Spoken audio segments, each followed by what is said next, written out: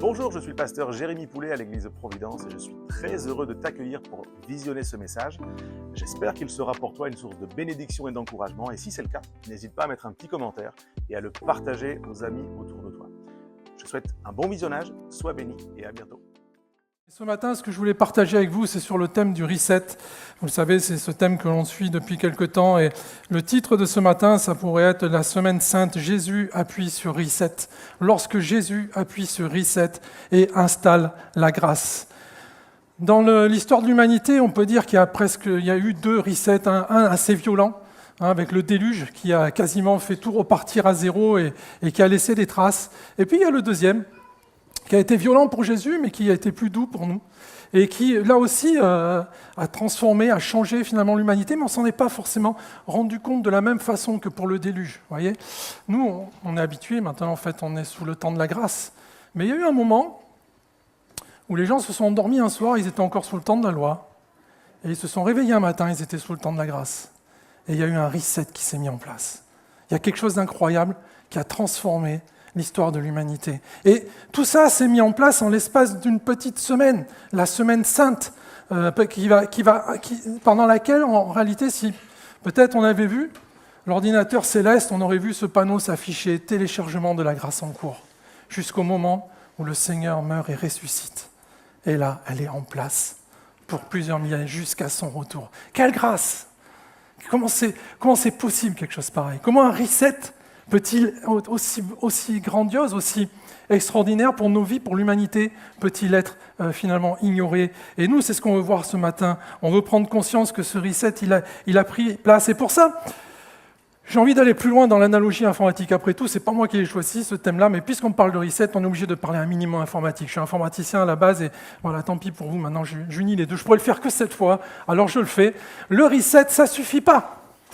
Vous avez un bouton reset sur votre ordinateur, vous appuyez dessus, il va redémarrer. S'il y avait les logiciels qu'il ne faut pas, des virus, des malwares, ok, il a planté, il redémarre, mais vous allez avoir le même problème. Ce qu'il faut, c'est reformater et installer un nouveau logiciel, installer la grâce 1.0. En plus, c'est open source, c'est gratuit. Et vous connaissez le code open source, c'est-à-dire que vous pouvez aller voir le code, voir qu'il n'y a pas de virus dedans. Vous pouvez aller lire dans la parole de Dieu, une seule ligne de code suffit à l'installer. Une seule ligne de code. Car Dieu a tant aimé le monde qu'il a donné son Fils unique, afin que quiconque croit en lui ne périsse point, mais qu'il ait la vie éternelle. Il suffit juste de savoir ça pour pouvoir installer la grâce dans notre vie, tout reformater et repartir à zéro. Et dans ce passage, dans cette semaine sainte où tout cela est en train de se mettre en place, il y a deux histoires à laquelle on va s'intéresser ce matin, deux histoires qui sont étrangement similaires et qu'on ne s'en rend pas forcément compte quand on les lit, parce qu'elles sont séparées par quelques chapitres. Et vous allez voir que quand on les lit d'affilée, on se rend compte que ces deux histoires qui se ressemblent étrangement. Et ces deux histoires, elles encadrent la semaine sainte. Il y en a une qui est au tout début et il y en a une plutôt à la fin. Et vous allez voir qu'elles sont comme une sorte de tutoriel que le Seigneur a donné pour nous expliquer comment il faut faire pour installer cette grâce. Un vrai tutoriel, vous allez voir, le Seigneur va expliquer aux disciples ce qu'ils doivent faire, qui ils vont rencontrer, comment ça va se passer, qu'est-ce qu'ils vont trouver au bout. Pas les tutoriels comme vous trouvez sur Internet où vous cherchez un tutoriel pour faire, je ne sais pas moi, un brownies et vous suivez tout à la perfection et du four, vous sortez, ça ressemble à une chambre à air. Non, un vrai tutoriel. Quelque chose que quand vous arrivez au bout, c'est exactement ce que le Seigneur avait prédit et avait dit. Et on retrouve ce première histoire dans Marc 11, 1, 6. Jésus envoya 2 de ses disciples. C'est communautaire, en leur disant « Allez au village qui est devant vous, une direction. Dès que vous y serez rentrés, vous trouverez un ânon attaché, sur lequel aucun homme ne s'est encore assis. Détachez-le et amenez-le. » Ok. Et si quelqu'un se plaint, il n'est pas à nous cet ânon. Si quelqu'un vous dit « Pourquoi faites-vous cela ?» Répondez « Le Seigneur en a besoin. » Et à l'instant, il le laissera venir ici.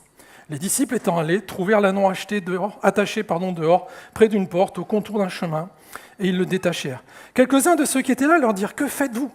Pourquoi détachez-vous cet ânon ?» Et ils répondirent comme Jésus l'avait dit, et on les laissa aller. Deuxième passage dans Marc 14, et il envoya 2 de ses disciples, exactement la même chose au départ, la même phrase, et il leur dit « Allez en ville », en réalité c'est le même mot, « Vous rencontrerez un homme portant une cruche d'eau. » C'était rare à l'époque, un homme qui portait une cruche d'eau. C'était les femmes, en fait, qui portaient les cruches d'eau. C'est comme si aujourd'hui, il envoyait quelqu'un à Marseille et qui disait « vous allez trouver quelqu'un avec un t-shirt du PSG ». Vous voyez, c'est improbable. Et c'est ça, hein, c'est à ce niveau-là. C'était improbable. Un homme avec une cruche d'eau, au moment où on va arriver. Suivez-le.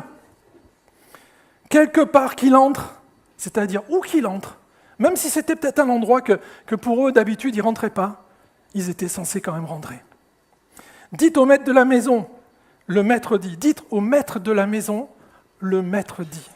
On a toujours un maître au-dessus de nous. Où est le lieu où je mangerai la Pâque avec mes disciples ? Il vous montrera une grande chambre haute, meublée et toute prête. C'est là que vous préparez la Pâque. Les disciples partirent, arrivèrent à la ville, trouvèrent les choses comme il leur avait dit, et ils préparèrent la Pâque. Similitude incroyable entre ces deux histoires qui nous annoncent et qui nous montrent en fait que notre Seigneur est omniscient. Il n'est pas juste 100% homme. Il est en train là de montrer aux disciples qu'il est 100% Dieu.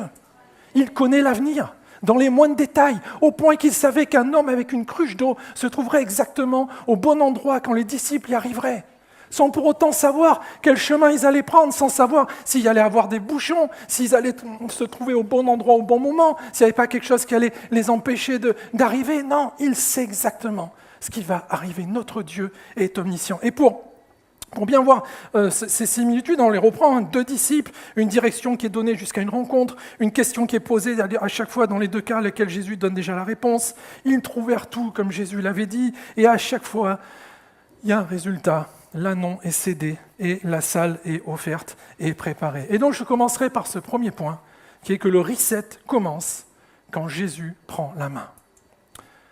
Petit détail important, en informatique, il y a un compte qui s'appelle route. C'est le compte administrateur. Il n'y a pas plus haut que ce compte-là. Vous pouvez tout faire avec ce compte.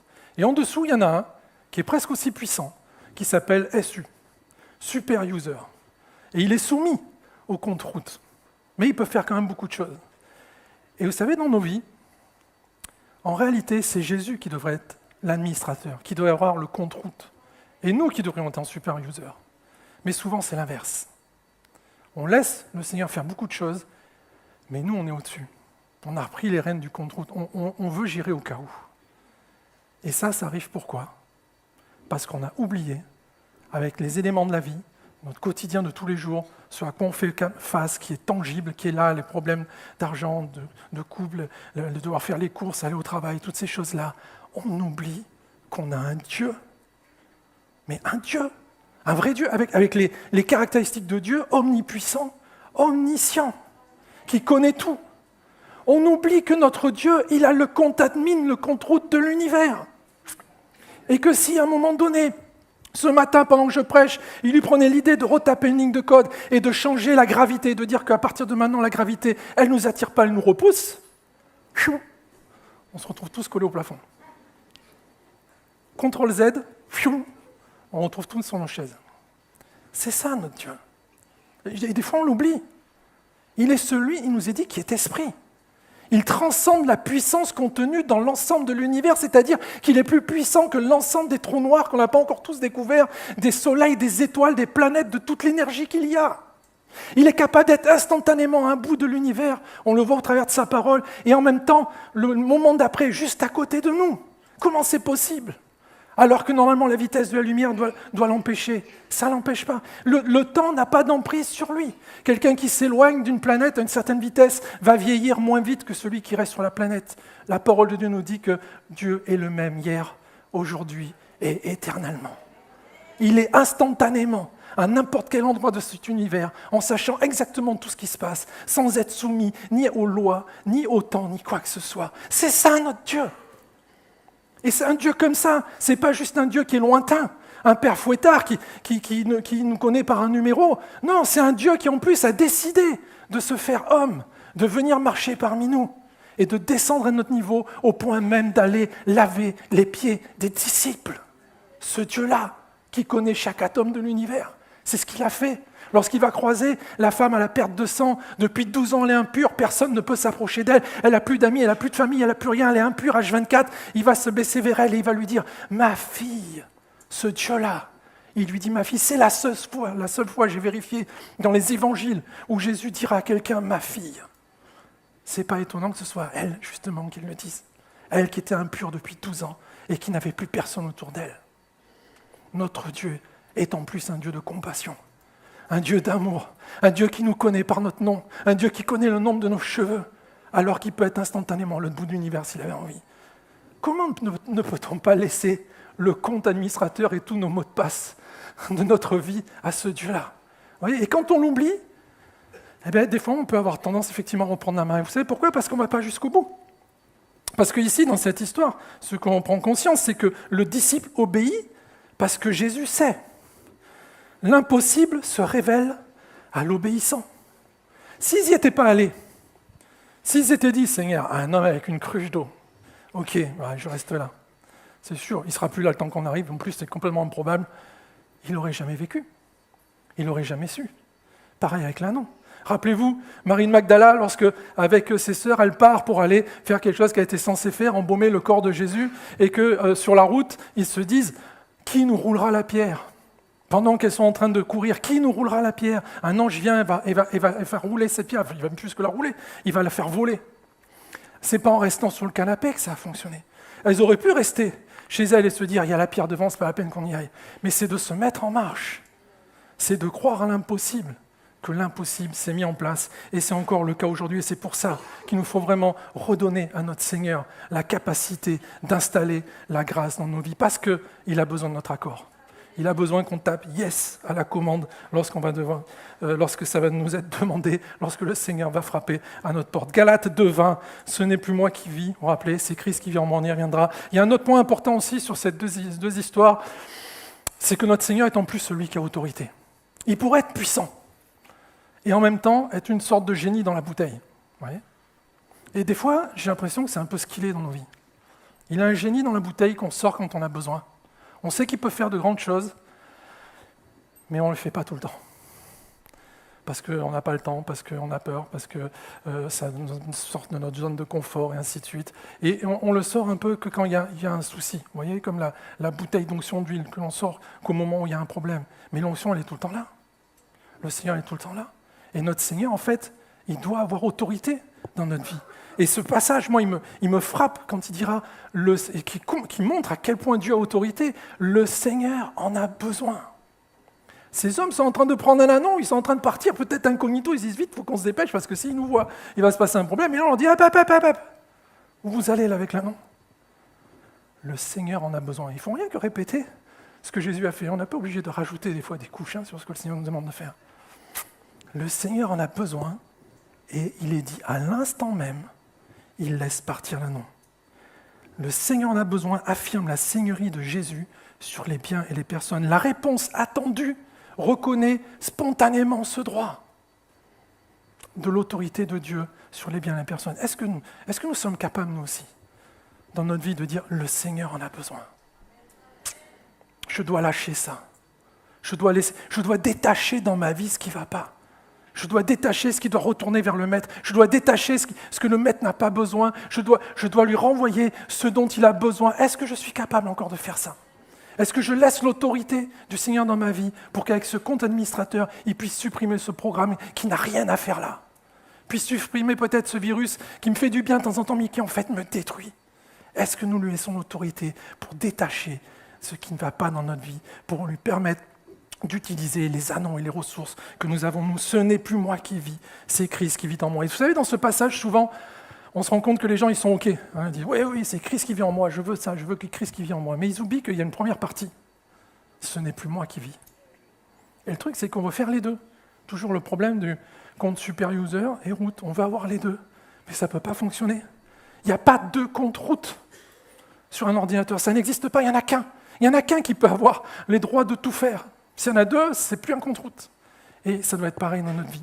Ce n'est plus moi qui vis, c'est Christ qui vit en moi. Le reset de la grâce enlève la propriété exclusive pour remettre Dieu en mode route, en mode administrateur de notre vie et lui laisser la possibilité d'installer ce qui est nécessaire, de formater, de repartir à zéro, de supprimer ce qui n'allait pas, d'enlever les malwares, les virus, les choses, les addictions, les choses qu'on a rajoutées parce qu'on n'a pas fait confiance à Dieu, parce qu'on a oublié qu'il était tout puissant et on a rajouté des choses, peut-être de la voyance, des choses comme ça, peu importe. Mais en tout cas, il faut supprimer tout ça pour redonner les droits à notre Seigneur. Amen. Le deuxième point que je vais voir avec vous, c'est que ce reset, il est accessible à tous. Tous, vous pouvez chercher, vous avez forcément un bouton quelque part, que quand vous appuyez dessus, vous pouvez vous mettre en mode reset. Tout le monde là, la parole de Dieu nous dit qu'il a mis en chacun d'entre nous la pensée de l'éternité. Pas en quelqu'un, en certains. Tout le monde là. Tout le monde a cette pensée de l'éternité qui, à un moment donné, va nous amener à nous poser cette question. Est-ce que j'ai le bon logiciel? Est-ce que j'ai fait ce qu'il faut? Est-ce que la grâce est installée? Est-ce que si je pars aujourd'hui dans le ciel, je rentre, je passe le firewall? Vous voyez ce que je veux dire? Est-ce que c'est le cas? Nous avons tous là, c'est, je crois Philippe qui rappelait mardi cette phrase d'Einstein qu'on a tous dans le comment ça s'appelle? Un vide, ouais, un vide qui a la forme de Dieu. Et c'est ce principe-là.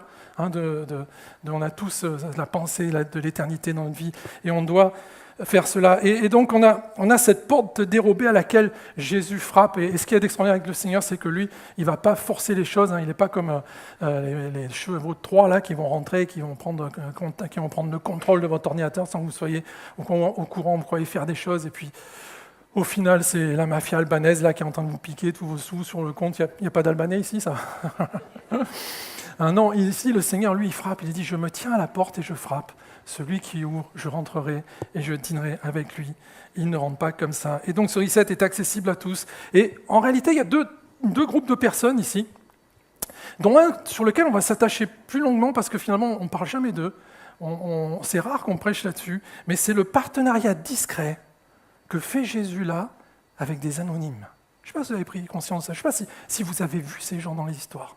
Dans les deux histoires qu'on a passées là, est-ce que vous avez vu ces gens? Des fois, on voit plus le résultat, on voit les disciples, et on oublie ceux qui étaient là. L'homme à la cruche, le propriétaire de l'ânon, le maître de la maison. On ne connaît pas leur nom. Et pourtant, on a le sentiment que Jésus les connaît, et qu'il a déjà préparé des choses à l'avance avec eux. Et vous savez, nous, des fois, on croit qu'on connaît tout, qu'on connaît tout ce que le Seigneur fait, qu'on connaît tous ceux qui œuvrent avec le Seigneur, et puis on se rend compte que non, le Seigneur, il n'y a pas que nous dans la vie. Il n'y a pas que les évangéliques, d'accord? Il n'y a pas que nous. Et moi, je me souviens, la toute première fois que je suis rentré, j'ai fait l'aumônerie de détention. La première fois que je suis rentré en prison, je croyais que j'allais amener Jésus dans la prison. Et en fait, je me suis rendu compte qu'il ne m'avait pas attendu. J'avais même énormément de retard. Des gens avaient rencontré le Seigneur juste en lisant la Bible de la bibliothèque. Des gens avaient été baptisés du Saint-Esprit dans leurs cellules. Et moi, j'arrivais et en fait, j'avais juste besoin de les réunir pour faire le culte. Parce qu'il y avait déjà du monde. Heureusement, il y avait quand même un frère avant qui avait travaillé. Mais c'est quelque chose qu'on a vraiment vécu, ça. Et je crois que là encore, sur ce passage-là, de ce partenariat discret, on doit être attentif aussi à ceux que peut-être on ne connaît pas, mais qui œuvrent pour le Seigneur. Et vous, peut-être, vous êtes dans ce cas de figure-là, et je vais vous dire que le Seigneur sait ce que vous faites. On se rend compte combien c'était important en réalité. Dans cette semaine sainte où la grâce est en train de s'installer, combien en fait, même si on ne les connaît pas, même si les disciples ne les connaissaient pas, même si on n'a pas leur nom, ils sont fondamentaux, ils sont importants pour ce qui va arriver et pour ce que le Seigneur va mettre en place. C'est quand même grâce à eux qu'il y aura l'ânon pour l'entrée en tant que roi, et grâce à eux qu'il y aura le repas pour faire la Sainte Seine, qui nous rappelle le roi et l'agneau. On y reviendra, les deux points importants de ce qui se passe dans cette semaine-là. Alors on va juste les prendre rapidement un par un. Il y a par exemple le propriétaire de l'âne, le propriétaire du jeune âne. Ce qui nous apprend, ce propriétaire, c'est que le plan de Jésus devient son plan. Il avait sûrement des plans pour son âne. Il avait prévu des choses, il a peut-être prévu qu'il grandisse, le mettre avec une autre âne, je ne sais pas, faire des petits, pouvoir les vendre, faire des balades avec des manèges avec les enfants, j'en sais rien. Il avait prévu plein de choses avec cet ânon. Mais il n'avait certainement pas prévu qu'à un moment donné, le maître viendrait le chercher et qu'il rentrerait glorieux dans Jérusalem avec. Et là, du coup, il va changer son plan. Le plan de notre Seigneur, lorsqu'il nous le déclare, doit devenir notre plan. Il ne peut pas passer à la seconde place. Il ne peut pas passer derrière.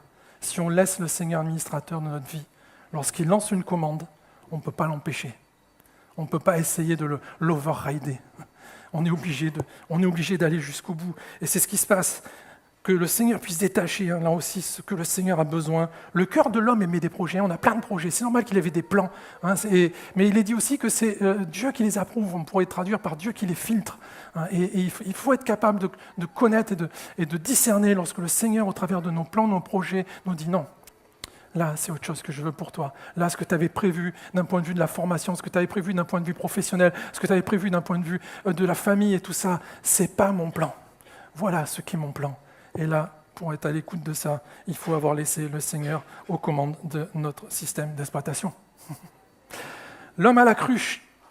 L'homme à la cruche, l'important devient probant. Enfin, l'improbable plutôt.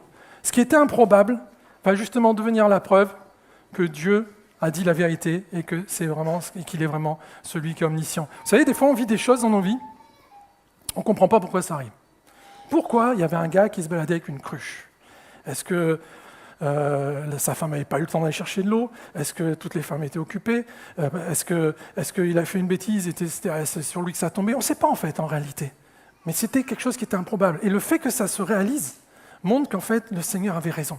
Et des fois, il se passe des choses improbables dans nos vies. Des choses qu'on ne comprend pas. On ne comprend même pas pourquoi elles arrivent. Ça peut être un accident, ça peut être une perte, ça peut être quelque chose, en général, quelque chose qu'on n'avait pas prévu. Et c'est justement ça. Lorsqu'on va le comprendre, lorsqu'on va aller jusqu'au bout de ce que le Seigneur nous a demandé, du tutoriel qu'il a mis en place, qu'on va comprendre pourquoi c'est là. Tant qu'on ne se lance pas, tant qu'on ne va pas chercher, tant qu'on ne va pas jusqu'à l'homme à la cruche, on ne pourra pas comprendre pourquoi cet homme porte une cruche. Et puis ce qui est intéressant aussi dans ce passage, c'est que cet homme fait quelque chose pour servir Dieu qu'en temps normal, il n'était pas obligé de faire. Ce que je veux dire par là, c'est est-ce que nous sommes encore capables aujourd'hui, pour servir Dieu, de porter une cruche? Est-ce que nous sommes capables de faire ce que les autres ne veulent pas faire? Est-ce que nous sommes encore capables de servir Dieu dans un domaine où on n'a pas forcément envie de le servir, où ce n'était pas à nous, où peut-être c'est peut-être désobligeant, dégradant, peut-être ça semble même dérisoire? Est-ce qu'on est prêt à faire ça? À se parfois dégrader, entre guillemets dans le sens perdre du grade, pour pouvoir faire ce qui doit être fait pour que la grâce puisse se mettre en place dans le cœur de ceux qui étaient là. Est-ce que nous sommes prêts à faire ça? Est-ce que nous sommes prêts à travailler avec des gens comme ça? Parce que c'est ça qui fera la différence. Si on considère, on verra que c'est deux bornes du roi et du serviteur, mais si on considère que ce n'est pas le cas, ben on va passer à côté de bénédictions. On a besoin de réaliser que parfois, certaines choses, on n'aura pas envie de les faire, ça va nous sortir de notre zone de confort, mais le Seigneur en a besoin. Et on ne fait pas toujours ce qui est nécessaire, on n'a pas toujours envie de faire ce que le Seigneur nous demande aussi, je ne sais pas si vous avez remarqué. Et pourtant, s'il le demande, c'est qu'il a raison. Je me souviens, je crois que j'en ai déjà parlé ici, mais quand je suis arrivé hier, la première chose qu'on m'a dit, j'espère que je vais m'occuper de tout sauf des ados. La première chose qu'on m'a dit, c'est tu vas t'occuper des ados. C'est pas que j'aime pas les ados, c'est très bien, mais ça demande des efforts, ça demande des réunions spéciales, ça demande d'aller dans les camps, ça demande de prendre du temps que je n'avais pas. Et donc j'ai dû aller à Hockey Choral, j'ai dû aller à Gap, j'ai retrouvé le bâtiment des Castors, que ça faisait des années que j'avais jamais été. Vous savez, ce bâtiment qui est un peu comme la prison de l'apôtre Paul, quand quelqu'un éternue, toutes les portes s'ouvrent. Je ne sais pas ce que c'est, cette prison, c'est incroyable. Vous ne pouvez pas dormir avec une porte fermée. J'avais un voisin qui ronflait, ça ouvrait la porte. Et je me dis, qu'est-ce que je fais? Ah non, commence pas. Je me suis dit, qu'est-ce que je fais là? Mais vraiment, qu'est-ce que je fais là? Et en plus, les ados, vous savez ce que c'est? Vous avez 10 et vous en trouvez toujours que 9. C'est comme l'ordinateur quantique, vous savez, c'est impossible d'avoir les 10 en même temps, de les observer les 10 en même temps devant vous. Il y en a toujours un qui part. Alors vous les appelez, et puis vous reconnaissez les sonneries. Jésus est dans mon bateau, tiens, ça c'est Éden, il doit être par là-bas. Alors vous allez là-bas. Je suis devenu le Shazam des ados. Je savais rien qu'à la sonnerie qui c'était, où il était. Mais au final, on a un groupe d'ados, il a triplé. On a des ados, là, dimanche prochain, ils font le culte tous eux-mêmes. Ils ont ramené des ados de leur collège qui ont été baptisés du Saint-Esprit, qui sont allés dans les camps, alors que les parents ne sont même pas encore venus une seule fois dans l'église. Ces enfants-là, ils viennent tout seuls le mardi à la réunion de prière, sans les amis, sans les cognats, parce qu'ils ont été touchés. Faire parfois ce qu'on n'a pas envie de faire, si c'est la volonté de Dieu, si c'est là qu'il veut nous amener, c'est juste là que vous verrez du fruit, et vous n'en verrez pas ailleurs. La scène, il me manque un bout là. J'ai tourné trop vite. Pourtant, je ne sais pas après combien, 25 minutes, j'ai le temps encore. Donc ça, c'était l'homme qui portait la cruche d'eau. On a aussi le maître de la maison. Et le maître de la maison, lui, tout ce qu'il va faire, c'est une sorte d'hospitalité missionnelle. C'est-à-dire qu'il a une chambre haute, ça ne va pas lui coûter grand-chose, il va juste la proposer en service à Jésus. Et en fait, on sait, par l'histoire, par des recoupements, par des documents, que cette chambre haute va aussi la chambre haute dans laquelle ça va devenir le quartier général des disciples. C'est certainement là que Thomas va y croiser Jésus après la résurrection. C'est certainement là que Pierre va avoir sa vision pour les gentils. C'est certainement là que va commencer la Pentecôte.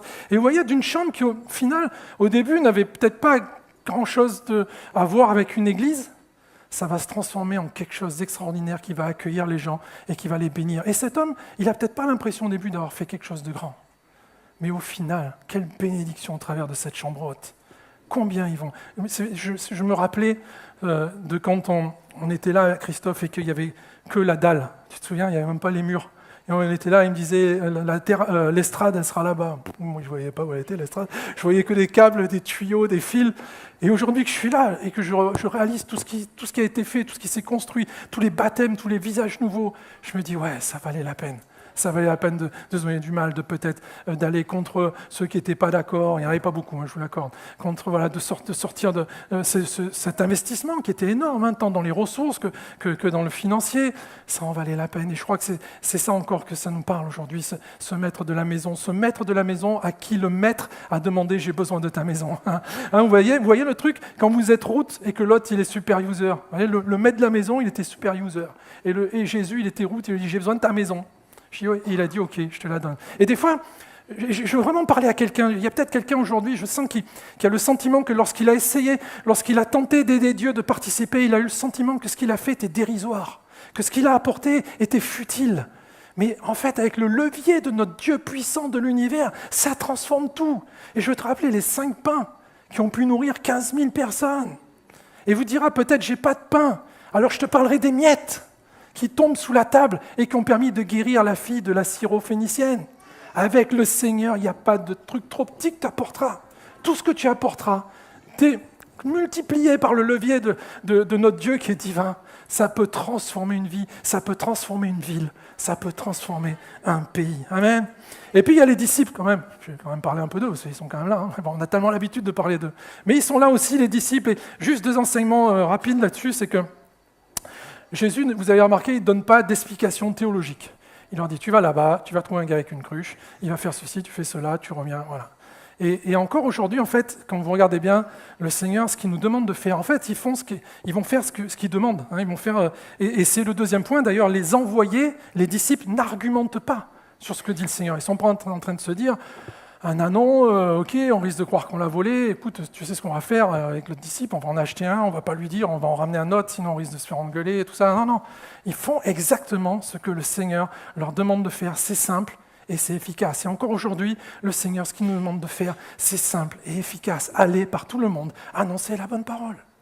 On n'a pas besoin d'en rajouter des logiciels, des virus, des trucs pour essayer de nous booster ou quoi que ce soit. La parole de Dieu nous dit qu'à partir du moment où nous avons la grâce, nous avons installé ça dans notre vie, et nous avons chacun le ministère de la réconciliation, et donc nous sommes opérationnels, quel que soit notre niveau, pour pouvoir permettre à ceux qui nous entourent, quels qu'ils soient, ceux que le Seigneur a mis sur notre chemin, autour de nous, dans la famille, dans notre travail, de pouvoir eux aussi installer la grâce dans leur vie, dans leur cœur. On n'a pas besoin de plus, et c'est ce que nous montrent ici les disciples. On voit que la foi biblique est obéissance confiante avant une compréhension complète. Ils ont obéi avant de comprendre. Et nous, des fois, on veut faire l'inverse. C'est pour ça qu'on a du mal. Parce que la foi, c'est ça. C'est d'obéir avant de comprendre, parce qu'on sait que ça vient de notre Seigneur. Il y a donc 2 types ici, en réalité de serviteurs, si vous regardez bien, qui sont dans cette mise en place de la grâce. Il y a ceux qui sont nommés, ceux qui sont anonymes, ceux qui sont envoyés, ceux qui sont sur place, ceux qui agissent et ceux qui fournissent, ceux qui s'occupent de la logistique et ceux qui s'occupent du spirituel. Et ça ne va pas changer. C'est encore la même chose aujourd'hui. On a toujours ces 2 types-là. Mais ce qui est extraordinaire, ce qu'on voit avec le Seigneur ici, c'est qu'on n'est pas cantonné à cantonner le verbe, pas le riz, d'accord ? On n'est pas, j'arrive pas à le dire, j'ai l'impression de commander un menu au resto chinois. On n'est pas bloqué, on n'est pas bloqué à un des 2 groupes. Et le meilleur exemple, c'est le disciple. Le disciple qui, au début, lorsque vous regardez bien, il faisait que de la logistique. Ils s'occupaient du bateau pour éloigner un peu Jésus, pour qu'ils entendent. Ils vont s'occuper, lorsqu'il va y avoir la multiplication des pains, de placer les disciples. Qu'est-ce que leur dira le Seigneur? Asseyez-les dans l'herbe verte. C'est de la logistique, il fallait qu'ils soient confortables. On s'imagine bien que s'ils étaient assis sur des cailloux pointus, ils n'allaient pas rester très longtemps. Et il leur dira, faites des lignes de 150, faites des rangées de 150. Mais pourquoi faire? Le Seigneur savait déjà que le miracle allait arriver.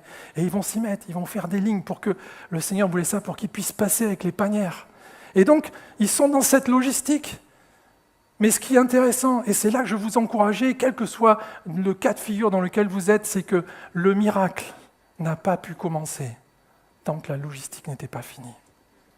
Jésus n'a pas rendu grâce et n'a pas commencé la multiplication des pains et des poissons tant que les disciples n'avaient pas fini d'asseoir tout le monde dans l'herbe verte par rangée de 150.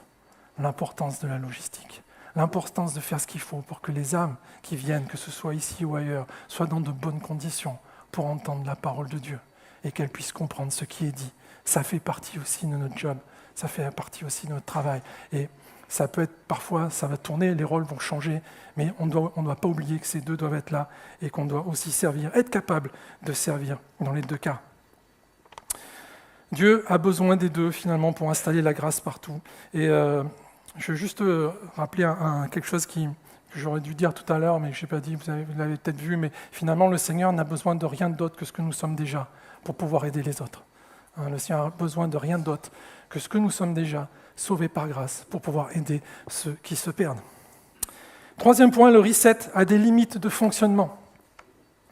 Un logiciel, il a des limites de fonctionnement. Si vous allez trop haut, il va finir par charger, il va planter. Si vous êtes trop bas, il tourne pour rien, vous consommez l'électricité pour rien. Et la grâce, c'est un peu la même chose. C'est-à-dire qu'il y a deux bornes. Une borne haute et une borne basse. Et on la voit au travers de ce passage, ces deux passages, où le Seigneur, dans un cas, va rentrer avec l'ânon, cette monture des rois pacifiques. S'il était venu en conquérant, il aurait pris un cheval. Dans 1 Roi 1,33, on retrouve ça, et qui est la promesse de Zacharie 9,9. C'est un roi humble qui va rentrer dans Jérusalem. Et en même temps, à l'opposé, la Sainte Seine qui rappelle le repas de la Pâque, ce moment où on va sacrifier l'agneau. Et qui est l'agneau qui vient ôter le péché du monde? C'est aussi notre Seigneur. Et sur ces deux histoires, on comprend que notre Dieu est à la fois le roi serviteur. Il est à la fois le sauveur et celui qui se sacrifie. Et on est, nous aussi, on doit évoluer avec cette grâce entre ces deux bornes. On doit être un roi serviteur. On ne peut pas oublier un des deux. Si l'on oublie que l'on est aussi un serviteur, on va être juste un roi. Et on risque d'être orgueilleux.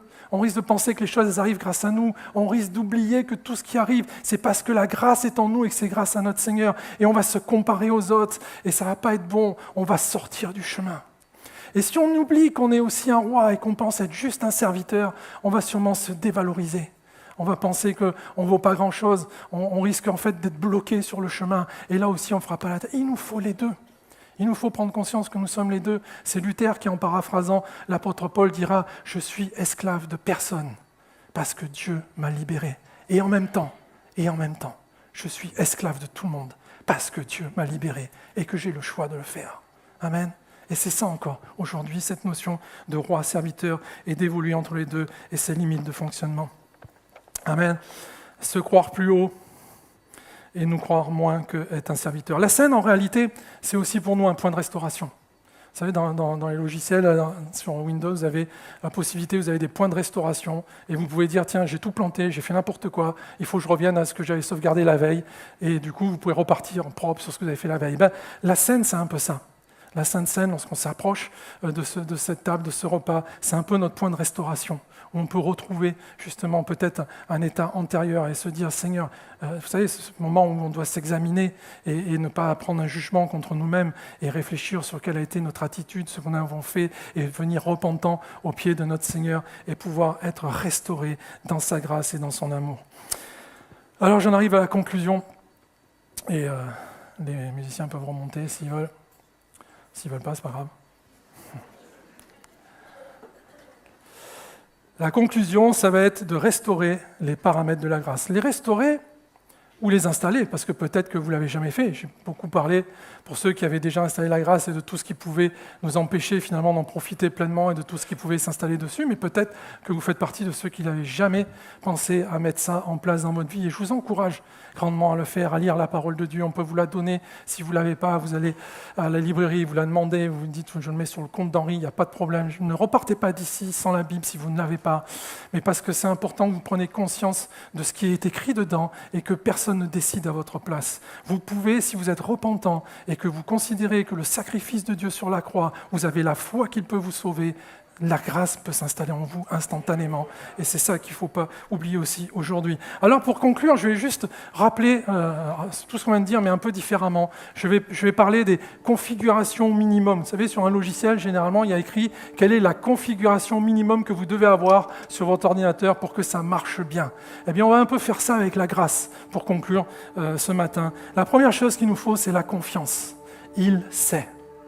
Jésus, c'est je lâche prise parce que lorsque le Seigneur envoie, il prépare aussi ce que nous allons trouver. La confiance en notre Seigneur et Jésus-Christ, qui est aussi le roi des rois, qui est aussi le serviteur venu marcher parmi nous et qui est aussi le Dieu d'éternité, qui est capable de transformer instantanément ce qui nous entoure sans même qu'on en prenne conscience, sans même qu'on puisse l'empêcher de le faire. Le deuxième point, c'est l'obéissance immédiate. Ils vont. Les miracles ordinaires, une bête prêtée, une salle disponible, suivent souvent une simple démarche d'obéissance. Et ça doit être immédiat. S'ils étaient partis 3 semaines après, je ne pense pas que le gars avec la cruche d'eau, il les aurait attendus comme ça, pendant 3 semaines. Ouais. S'ils y étaient allés 5 ans après, l'annonce n'était plus un annonce. Et vous savez ce qui se passe, c'est que des fois, nous, le Seigneur, il nous envoie, mais on tarde trop, parce qu'on se pose plein de questions, parce qu'on a des incompréhensions, parce qu'on veut comprendre, comme j'ai dit. Et on a une fenêtre pendant laquelle tout ce que le Seigneur nous demande de faire est actif. Et nous, on tarde tellement que des fois, la fenêtre, ça devient une baie vitrée. À tel point qu'à un moment donné, on se prend au mur, parce qu'on a trop attendu. Et c'est là qu'on a besoin de revenir au point de restauration. On a besoin aussi de disponibilité. Le Seigneur en a besoin. C'est fou, des fois, comment on a le sentiment que les chrétiens, ils n'ont plus le temps de rien. C'est vrai ou pas? Et je comprends. Hein. Moi-même, je suis ingénieur, je travaille pour la DGA, je suis aumônier, je suis pasteur, je suis aussi père de famille. Et on est débordé, je dois prendre des entretiens. Mais en réalité, on se rend compte que si on ne met pas en priorité ce qu'on doit faire pour le Seigneur, si on ne commence pas par se poser la question chaque matin, qu'est-ce que je dois détacher pour lui? Qu'est-ce que le Seigneur a besoin? En fait, on ne le fait pas. À la fin de la journée, on arrive et on ne l'a pas fait. Et là, non, il est resté accroché à sa petite barrière. Et il n'a servi à rien. Et le Seigneur, le roi, n'a pas pu rentrer en grâce dans le cœur de quelqu'un qui veut le reconnaître parce qu'on s'est loupé. C'est aussi une communauté. Vous avez remarqué, ils sont envoyés à chaque fois par 2. Hein, et ça nous rappelle que la mission, elle est toujours communautaire. Et elle n'est jamais solitaire. Amen. Alors qu'on puisse maintenant prendre conscience de ça. Je voudrais qu'on puisse juste cliquer sur « Restaurer les paramètres de la grâce » ce matin. Je vais prier. Pendant que je vais prier, peut-être si vous n'avez jamais eu la grâce, je vous encourage à vous lever. Si vous avez besoin de restaurer certaines choses, je vous encourage à vous lever juste le temps où je prie. Pas maintenant, au moment où je vais prier, vous pourrez vous lever. C'est important de se lever. La parole de Dieu dit « Celui qui confesse de sa bouche que Jésus-Christ est Seigneur, aura la vie éternelle. » Il y a un lien entre le physique et le spirituel. Et le fait de vous lever, c'est comme si le Seigneur était prêt à installer la grâce là sur votre ordinateur, sur votre vie, et qu'il attend avec le bouton. Vous savez, à chaque fois, il y a cette phrase « Voulez-vous vraiment installer ?» Oui, non. Le fait de vous lever, c'est comme si vous disiez « Oui, je veux que tu l'installes, Seigneur. Je veux que tu réinstalles. Je veux que tu formates tout. Je veux que tu enlèves tout ce qui m'a ralenti, tout ce qui m'a fait du tort. Et je veux repartir de nouveau avec toi. » C'est ce qu'on veut faire. Et vous savez pourquoi vous devez le faire? Parce que je ne vous l'ai pas dit. Mais il y aura un 3e reset. À un moment donné, la grâce va s'arrêter. Grosso modo, quand le Seigneur va venir nous chercher. Et là, il y aura le 3e reset. Et vous savez, je ne vais pas en parler, mais croyez-moi sur parole, si je vous dis que ce 3e reset, vous ne voulez pas y aller. Vous ne voulez pas le vivre. Lisez les 6 derniers chapitres de Daniel, lisez l'Apocalypse, et vous verrez que vous reviendrez vers moi et vous me direz « Oula, oui, effectivement, tu peux me rappeler rapidement ce qu'il faut que je fasse pour vivre juste le 2e, et pas vivre le 3e. C'est le 2e, c'est maintenant, tant que la grâce est active. Si vous entendez aujourd'hui sa voix, N'endurcissez pas votre cœur. La fenêtre est là. Et peut-être à un moment donné, elle va se refermer. Ne la laissez pas se fermer. Amen. Je vais prier maintenant. Levez-vous si vous voulez actionner la restauration. Seigneur mon Dieu, je te prie et je te rends gloire et grâce. Tu es le Dieu de l'univers. Seigneur, tu sais exactement tout ce que j'ai dit. Tu sais où j'ai été bon. Tu sais où j'ai été mauvais. Mais Seigneur, tu es présent. Et c'est toi maintenant qui visites. Seigneur, j'ai fait ma part. Fais la tienne. Transforme les cœurs, Seigneur. Va les visiter. Tu vois ces gens qui sont levés, qui ont besoin de réinstaller la grâce dans leur vie, qui ont besoin même de l'installer tout court. Visite-les maintenant. Viens, Seigneur, leur permettre de prendre conscience de ce que tu es, de ce que tu as préparé avec eux. Montre-leur le plan que tu as pour chacun d'entre eux. Révèle-toi dans leur vie, donne-leur des songes, des visions, Seigneur. Guéris-les si c'est nécessaire, renouvelle-les, Seigneur, et que à partir de maintenant, lorsqu'ils se rassoient, se chargent doucement cette grâce bienfaisante qui va libérer leur âme, qui va faire tomber les chaînes, qui va les renouveler, qui va leur permettre, quand ils sortiront d'ici, de n'être plus le même, parce que le système d'exploitation qui nous exploite a changé. On est dans un système de libération avec toi. La grâce nous libère, nous affranchit et nous permet de faire ce pourquoi toi, le Dieu de l'univers, tu as prévu que nous soyons ici. Personne ici n'est pas indispensable. Tout le monde est indispensable à ton royaume et tu ne fais exception de personne. Que ton nom soit glorifié encore aujourd'hui. Amen.